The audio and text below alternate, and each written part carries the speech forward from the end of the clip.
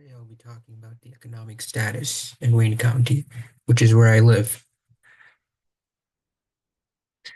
So I want to look at the socioeconomic conditions over the years. Now, the main factors are the change in GDP, job growth, and the business applications. I'll also look at how the unemployment rate, labor force participation rate, and the population with associate's degree, how that is affected. The other factors are the median household income, real per capita money income, and real median earnings. And basically, 10 years, 2013 to 2024, is the ballpark range. So in this picture, we see that the unemployment rate has decreased from 2020 to 2023, around 11 to 4%. So workers are employed and there's more newcomers who want to look for job opportunities. Here we see the 16 to 19 age gap group.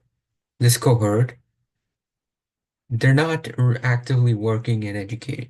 We see that here. There's a significant dip, and this means education needs to be a priority for the young candidates. Okay, now next thing is business. So the number of jobs available impacts how businesses fare. So we see the graphs on the graph that jobs are at an all-time low.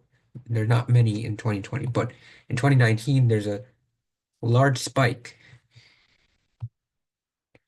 Now, housing cost burden, it's how households pay a fair wage of their income towards housing. So the housing owner burden rate decreased from 2013 to 2017 and increased from 2018 to 2023. Now, having greater cost burdened households makes a difference on housing conditions. So from the graph, we see that the percent of renters paying income increased by 2.7%, but the percent of owners paying income increased by 2.5%. Now, it's important to have internet technology, and these are the key components if you want to live in a stable home and communicate with people, interact for any need, any particular purpose. So we see here from this data that African Americans have had greater access to internet in 2023, but other groups have fared well, but African Americans have had a significant change in this area.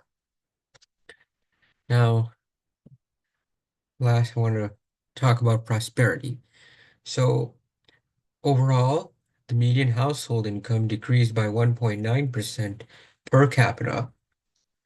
Money income decreased by 1.6%, and the overall median earnings decreased by 0.2%. So why we look at median earnings is to evaluate the 50th percentile of the earnings across the board, which has the earnings lower sorted from lowest to the highest. Now, using this data, we can infer the source of the income for each household and how the worker's income has changed.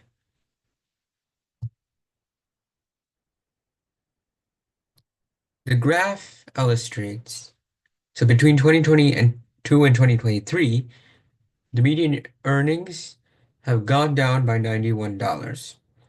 Since 2019, the median earnings have increased by 6.1%. In 2014, the earnings were at all-time low. Over the years, the median earnings gradually increased. And we see from the graph that 36,000 is the middle median value. So what are some takeaways? So the youth needs to step up and we have to encourage them to work harder. Jobs were at an all-time low in 2020, but they gradually increased over the years. Housing cost has increased, which has become a problem for housing conditions and residents to live in.